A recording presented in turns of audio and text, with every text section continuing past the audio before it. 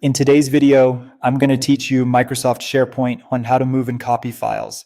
Whether you're tidying up a library or sharing content with a different team, knowing how to move and copy files in SharePoint will save you time and keep things organized. We'll walk through the process from the SharePoint homepage, choose a site, open the right document library, and then use the built-in Move To and Copy To options. I'll also share a few simple tips so you avoid common pitfalls. Start by opening SharePoint in your web browser. From the SharePoint homepage, head to your Sites area, often labeled My Sites or something similar in your environment. This is where you'll see the sites you follow or have access to.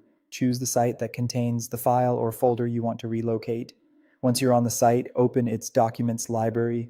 This is typically where team files live and where you'll perform moves and copies. Find the file or folder you want to work with and select it. You'll see a check mark appear confirming your selection. If you select a folder, SharePoint will include everything inside that folder in the move or copy, so make sure that's what you intend. Next, open the More Actions menu by clicking the three dots next to the item.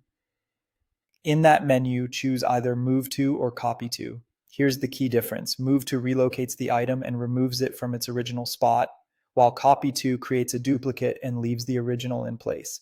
If you're reorganizing and don't need a second copy, choose Move. If you need the content in two places or want to test a new structure first, choose Copy. After you choose one, a panel will open on the right side of the screen. Use it to browse to your destination. You can navigate through folders, switch libraries within the same site, or if your permissions allow, move or copy to another site. Take a moment to confirm you're placing the item exactly where it should go.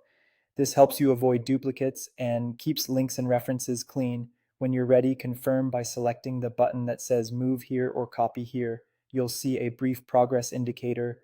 Larger files or entire folders may take a little longer, and you might need the right permissions to complete the action. If you run into an error, double-check access and whether the file is currently in use.